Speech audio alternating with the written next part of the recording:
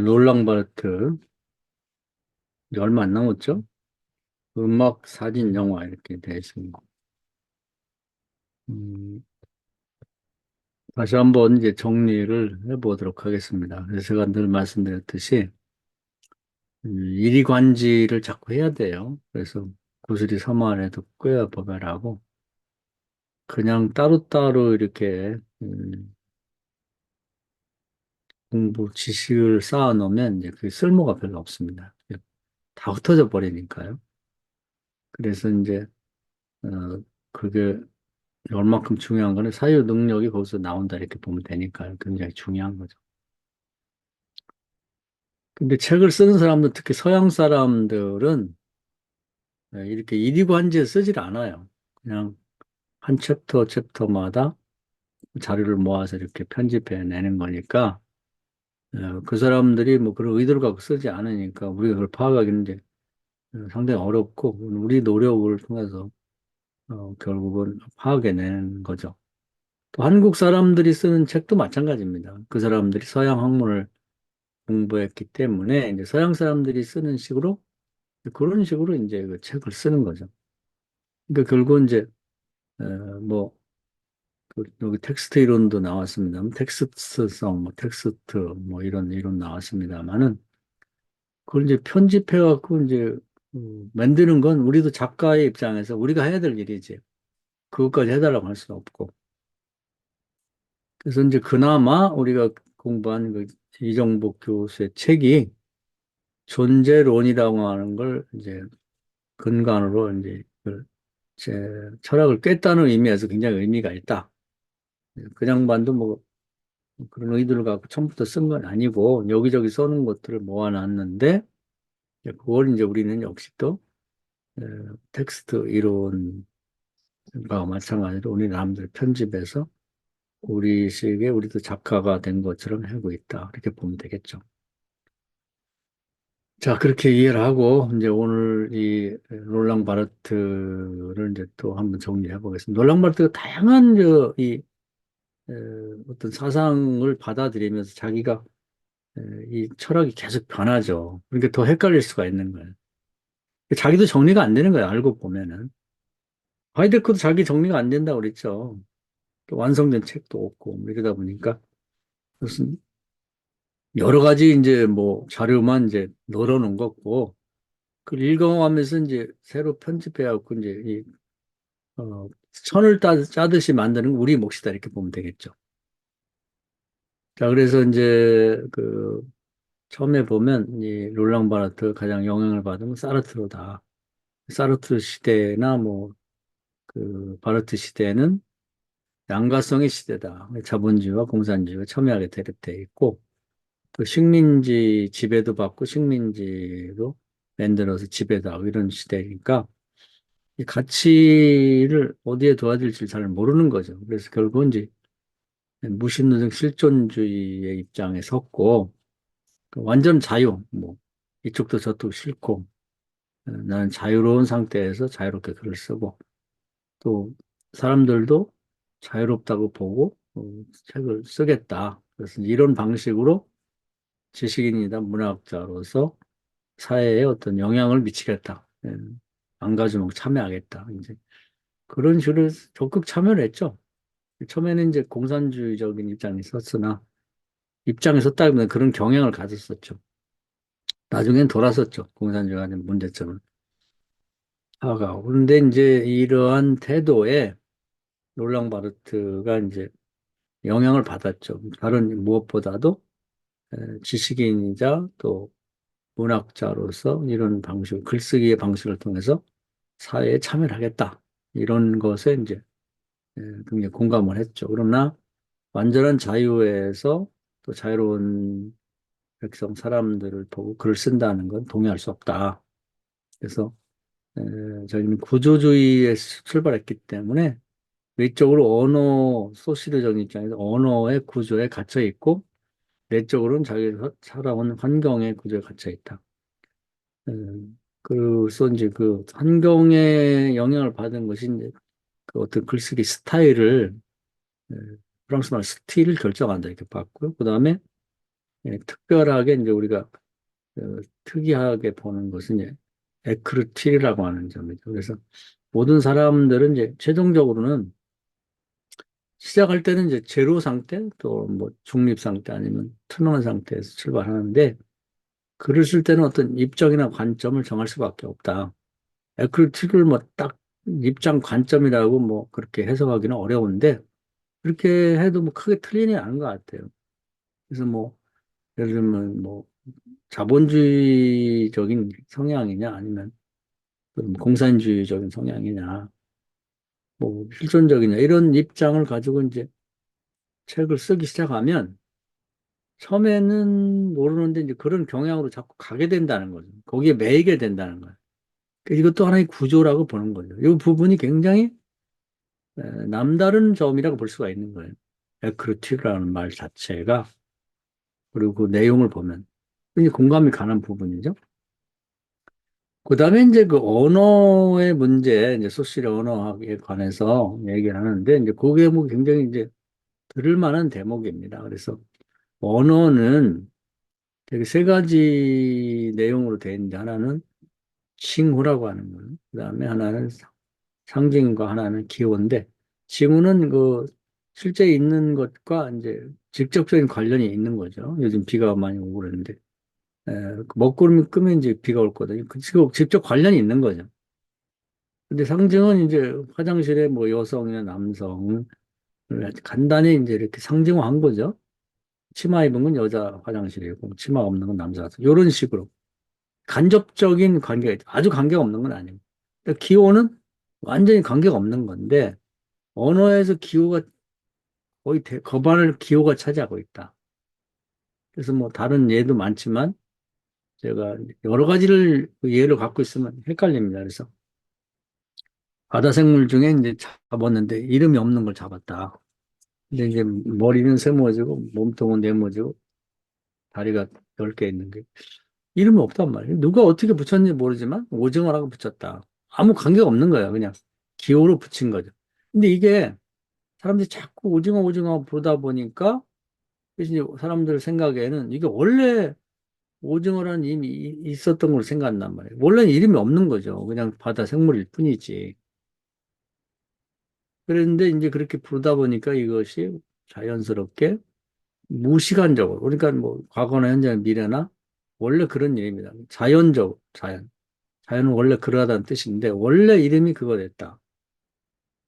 보편적으로 뭐 우리나라 다른 나라나 다 그렇게 부른다. 이렇게 생각을 하게 된 거죠. 그게 묘한 거예요. 이런 걸 탁 잡아가지고 이렇게 설명하는 게 굉장히 그 신비로운 부분이 사실은. 그래서 지금은 그걸 보면 다 오징어라고 그런단 말이에요. 근데 그걸 오징어라고 안 붙였어도 다른 기호를 붙였어도 된단 말이에요. 그걸 갖다가 뭐 북한에서는 낙지라고 한다는데 낙지가 아니고 뭐 다른 걸로 붙였어도 될 뻔했죠. 그게 이제 그 언어의 대부분을 그것이 구성하고 있단 말이에요. 이제 요거 한 가지를 갖고 이제 다른 데도 이제 적용을 하는 거죠. 그러면서 그러면 단어만 그렇게 되느냐? 그게 아니라 단어들이 연결된 하나의 수사, 서사, 뭐. 그러면서 이제 탈신화 얘기를 하죠. 그래서 뭐 그것도 많은 얘기가 가능하지만 불이 어떻게 만들어졌을까 하는 의문에 프로메테우스, 프로메테우스의 그 신화를 누가 만들어가지고 붙였단 말이에요. 아무 관계가 없는 거예요, 그냥. 지금 생각해보면 뭔 관계가 있겠어요. 근데 언제 누가 붙였는지 모르지만 불하면 이제 그 신화를 만들어 붙였단 말이에요. 근데 신화라는 미토스 자체가 그 거짓이란 말이에요, 거짓. 그게 로고스로 바뀌어졌다고. 그 허구라는 뜻인데 어떻게 이게 로고스로 미토스가 바뀌었는가?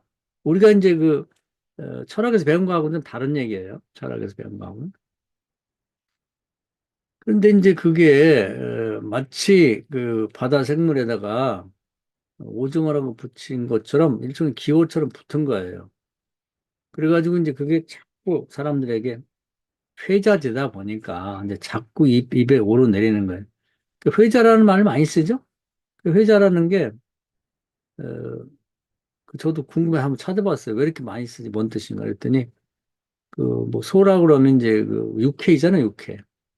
회. 이걸 이제 회라고 그러고, 자는 뭐냐면 이제 구운 고기를 구운 것을 자라 그러는데 그래서 맛있다 보니까 자꾸 먹는 것처럼 자꾸 입에서 되뇌게 되고 많이 사용되는 걸 회자라고 합니다.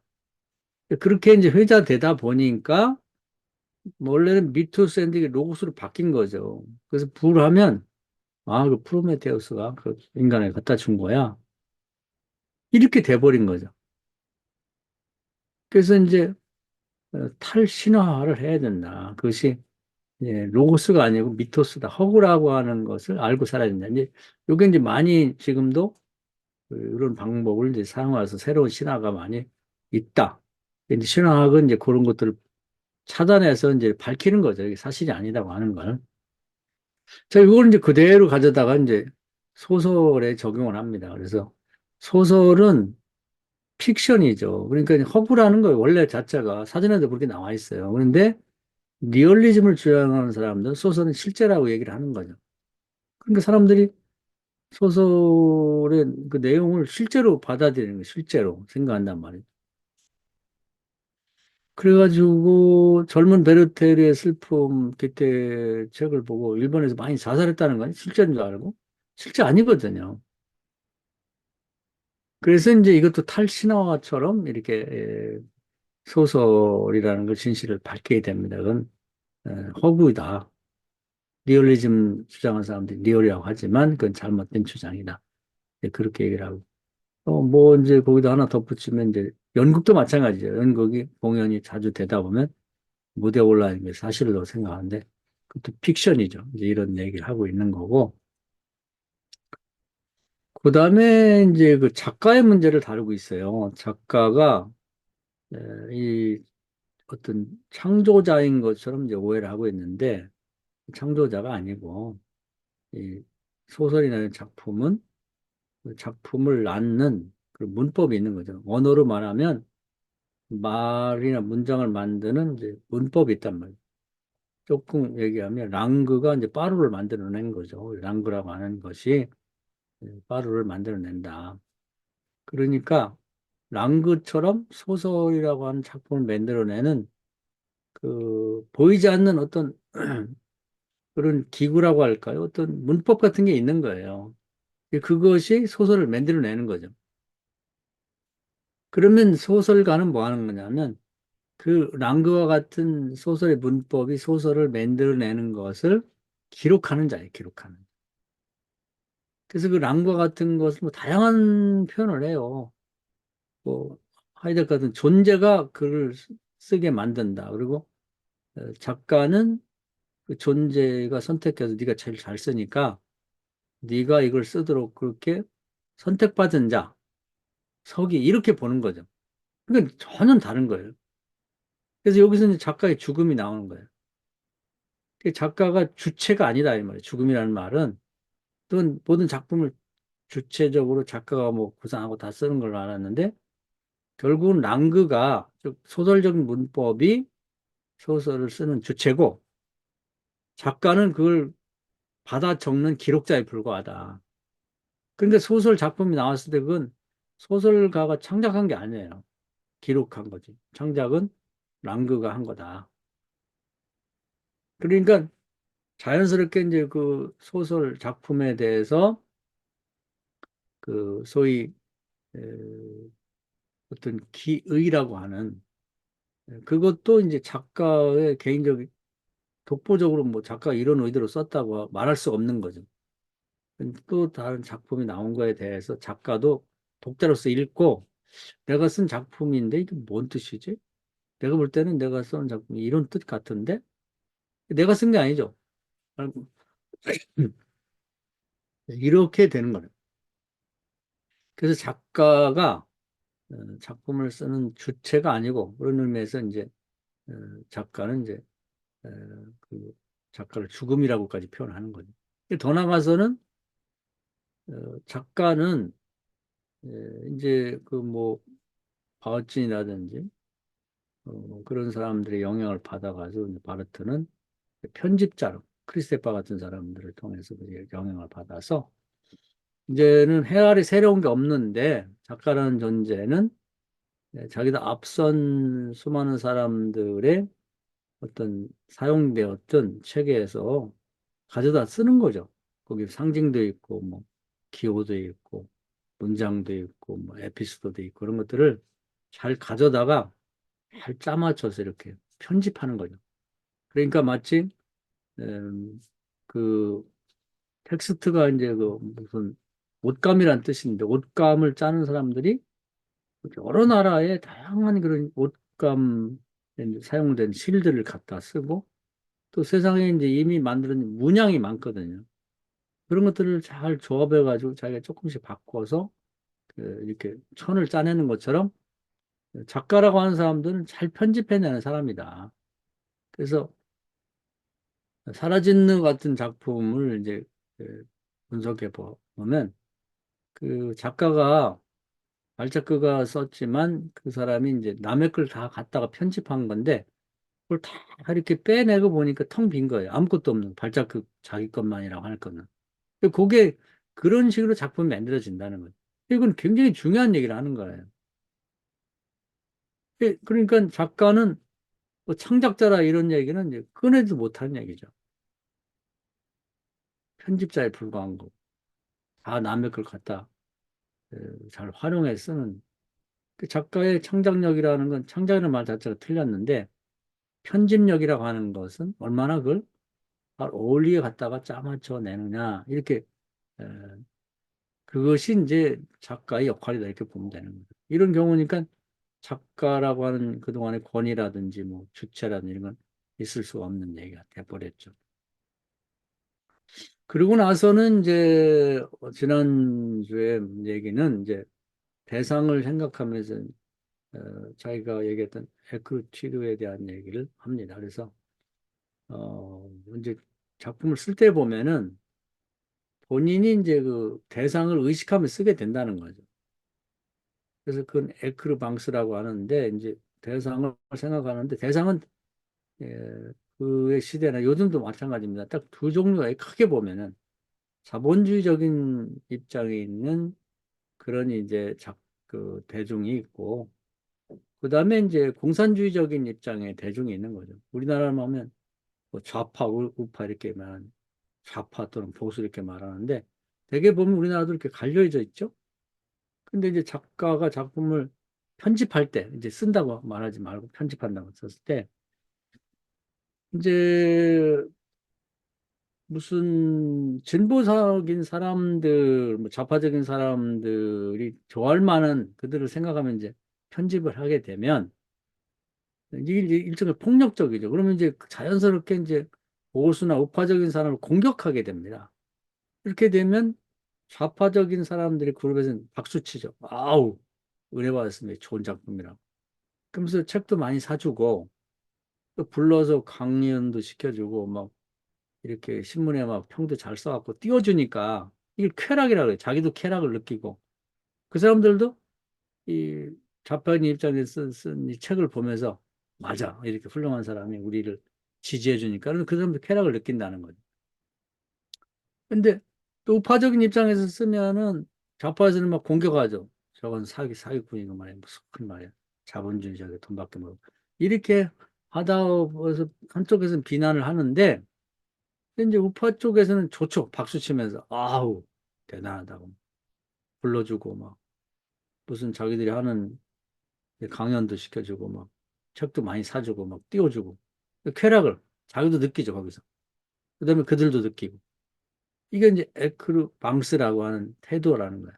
자기도 은연중에 그렇게 해온 거예요. 이 사람이 이게 정말 글쓰기 글 편집이라도 좋고 하여튼 글을 쓴다고 할 때 이게 바른 태도인가? 이게 바르지 못하다는 거예요. 그럼 어떻게 되냐? 진정한 에크루티브라고 하는 건 에, 자기 자신을 위해서 자기가 정말 쓰고 싶은 책, 저는 뭐 누가 읽을지 독자를 생각하지 않고 또 내가 정말 읽고 싶은 책을 쓰는 거죠. 이제 가장 그게 근접한 건 고백록 같은 거예요. 그런 글쓰기로 이제 쓰겠다 이렇게 결정을 하는 거죠. 그래서 이제 되게 보면 글 뭐 열심히 많이 쓴 사람들 이제 마지막 대목에서는 오거스틴도 고백록을 썼고 뭐 톨스토이라든지 로소 같은 사람들이 고백록을 쓰게 되는 거죠. 그래서 이제 이게 이제 우리 기독교 관련해서 생각해 보면, 설교를 할 때도, 준비할 때도 교인들의 은혜 받게 해야지 그러면서 교인들을 의식하면 이제 설교를 하게 되면 이게 인위적이 될 수가 있고 폭력적이 될 수가 있는 거예요. 누구를 때린다든지 뭐 또 비난한다든지 뭐 이런 식의 가능성이 많거든요. 그래서 가장 좋은 설교는 에크르 방스가 아니라 에크르 티르적인 설교가 좋은 것이다. 내가 은혜 받고 그래서 그런 얘기도 뭐 종종 하죠. 자기에게 은혜가 돼야 남에게 은혜가 되는 거고 내가 은혜 받으려고 하는 거, 나에게 주신 말씀을 내가 읽었다 이렇게 되는 거거든요.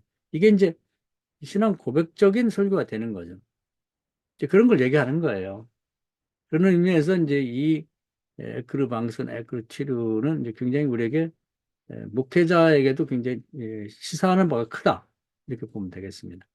자, 여기까지가 이제 거의 이 마르트가 하고 싶은 얘기 다 거의 끝났어요. 여기까지가. 여기 결론 부분입니다. 그러면 이제 오늘 얘기는 조금 이제 이 책 자체도 그렇고 이제 마르트도 이제 정리가 잘 안 된 것 같아요. 이제 크게 봐서 이제 이리관계 입장에서는 뭐 제가 바르트를 이렇게 말하기는 좀 외람된 면이 없지 않은데 이리관지를 하는 사람들이 아니니까 그런 이제 그런 방향으로 가긴 하는데 이제 이건 어디서부터 출발하자면 그 기호에 관한 얘기 그리고 이제 탈신화 얘기 또 소설이 그 소설가가 만드는 게 아니고 소설의 그 랑그가 소설을 만들어낸다는 그런 입장에서 이렇게 봤을 때 오늘 이제 그 내용을 여기는 소설이라는 것은 거기다 이제 그 이제 바탕을 놓고 본다고 했을 때 그런 소설을 보는 시각을 그대로 음악에 적용하고 그대로 이제 또 사진에 적용하고 그대로 이제 그런 시각으로 이제 영화를 보는 거죠. 그래서 이제 이제 음악 같은 경우를 보면은 여기서는 설명이 이제 명확하지가 않아요. 근데 이제 우리가 공부한 입장에서 보면 음악을 누가 작곡하냐, 음악가가 하는 게 아니라는 거죠. 음악에도 랑구와 같은 거 있어가지고 그 음악 그 랑구에 해당되는 문학의 문법 같은 것이 살아있는 것이 있어가지고 그 음악을 만들어내는 거죠. 그러면 작곡자는 그걸 소설가처럼 받아 적는 거예요. 작곡가는. 그래서 이제 그 유명한 얘기가 있죠. 핸델이 메시아를 작곡했는데 그 메시아를 적어놓고 위대한 음악이죠. 자기 얘기했다는 거예요. 주여 정말 진정 이거 제가 작곡한 곡입니까? 그 고백이 뭐냐면 지금 바르트 하고 싶은 얘기를 그 사람이 고백을 한 거예요. 음악의 문법이 문학의 뭐 문법이라는 말이 약간 표현이라기보다 랑그라는 말이 좀 어렵기 때문에 그런 표현을 쓴 건데 그 문장을 만들어내는 랑그 문법이 그 문장을 만들어내고 사람을 기록해내는 것처럼 소설이라고 하는 작품을 만드는 랑그가 소설을 만들어내고 작가는 그 소설을 기록해내는 거죠. 그러니까 우리가 이제 작곡, 작사하는 사람들을 창작자라고 하는데 따지고 보면 창작자가 아니지, 기록자지. 그렇게 보는 거예요. 그 첫 번째 연주한 그 곡이 진짜라는 거예요. 그리고 그다음부터 이 실제 사람들이 땀을 흘리면서 이렇게 연습해 연주한 그 첫 번째 곡 외에는 카페에서 팔아먹는 건 그 음악이 아니고 상품이죠. 그 얘기를 하려고 하는 거예요. 그래서 여기 보면 이제 뭐 유명하지 않은 자기가 이제 음악을 배웠던 사람이 있어요. 아마추어가 있어요. 근데 그 사람은 진정한 의미에서 이제 늘 어, 실제로 무슨 녹음해서 팔아먹은 경험이 없고 자기를 붙들고 이제 뭐 피아노도 가르쳐 주고 무슨 음악도 가르쳐 주는 분이니까 진짜 음악을 하는 사람이고 여기 이제 디스카우라는 사람이 나와. 이건 뭐 저도 좋아하는 사람이 그러는데 이 사람 같은 경우는 첫 번째 음악을 연습해서 노래했을 때 빼놓고는 다 이제 녹음해서 팔아먹죠. 그건 음악이 아닌 거지. 그냥 상품인 거지. 그런 얘기를 하고 있습니다. 그래서 그 전체 흐름 속에서 이해를 해보면 그런 거죠. 그 다음에 이제 뭐, 사진도 똑같죠. 사진도, 어, 그 사진이 픽션이죠. 이제 사진이니까 그림이 나오니까 이미지가 있으니까 사실을 보는데 그 사진이 그 어떤 실제의 사물이나 상황을 다 담아내지는 못하거든요. 그 중에 일부를 이제 사진 작가가 찍어내는 건데 그 사진 작가라는 말 자체가 잘못된 거죠. 그것은 사진기가 이제 사진을 찍어내고 작가는 그걸 인화내는 정도인 거죠. 첫 번째 사진을 찍어가지고 낸 사진도 이제 사실 자체는 아니죠. 예, 리얼이라고 하지만 사실은 그 어떤 한 부분만 찍어낸 거고 그럼에도 불구하고 이제 그것이 제일 가치가 있는 거고 그다음부터 그 사진을 다시 인쇄해가지고 카페에서 팔아먹는 건 사진이 아니고 사실은 상품인 거죠. 이제 그 얘기를 하는 거예요. 영화도 마찬가지예요. 여기서는 뭐 이상하게 영화 홍보 사진 갖고 얘기를 하는데 그렇게 보기보다는 어떤 그 사람들이 활동, 뭐 동물이 활동이든지 하여튼 그것을 찍어냈을 때 그 자체는 아니죠. 이것도 픽션이죠. 사진도 픽션이고 음악도 픽션이고 음악도 음악 자체의 세계가 있고 그중 일부를 이제 어, 이렇게 음악으로 만들어낸 거니까 그것은 음악의 세계로 봤을 때 그 자체는 아닌 거죠. 다 픽션이다. 그것을 만들어내는 것은 음악가가 아니고 사진 작가가 아니고 영화 감독이 아니고 그 영화를 만들어내는 보이지 않는 손 같은 이제 그런 랑그가 있어가지고 영화를 만들어내는 거죠, 이렇게. 그래서 첫 번째 그 시사회에서 보여준 그것만이 사실은 피땀이 들어간 사람이 피땀이 들어간 진짜 영화고 그다음부터 이제 카페에서 뭐전 세계에 팔잖아요. 우리나라도 지금 뭐 그 무슨 파묘인가 뭔가 그거 하고 그것이 뭐 전 세계에 좀 선풍적인 인기를 끌고 있고 뭐 범죄도시 사도 뭐 엄청나게 뭐 인기가 끌고 있다. 두 개도 아직 안 봤는데 볼까 말까 생각 중입니다. 그런데 하여튼 간에 그런 모든 것들은 카피본은 그것은 이제 영화도 아니고 진정한 의미에서 사진도 아니고 음악도 아니고 그것은 상품에 불과하다. 그런 얘기를 하고 있는 겁니다. 그래서 기호에서 시작된 그런 내용이 이제 신화와 이제 그다음에 근세에 만들어진 그 소설이 리얼이 아니고 픽션이라고 하는 거예요. 그리고 작가는 그것을 창작자가 아니라 그런 이제 랑그가 있어갖고 그것이 소설을 만들어낸 걸 기록하는 자 주체가 아닌 것처럼 음악도 어, 음악을 만들어내는 보이지 않는 랑그와 같은 것이 있어서 음악을 거기서 만들어내면 그것이 이제 그 작곡자가 그걸 받아 적는 거죠. 기록자이라는 거. 그리고 사진도 역시 마찬가지로 어, 그 사진을 이렇게 찍어내게 만드는 수없이 많은 사진들을 찍을 수 있는데 어떤 상황이나 어떤 풍경을 보고 그런 사진을 이렇게 찍어내게 만드는 보이지 않는 그런 랑그가 있다는 거예요. 그래서 사진가는 창작자가 아니고 그것을 이제 기록하듯이 사진기로 기록해내는 거죠.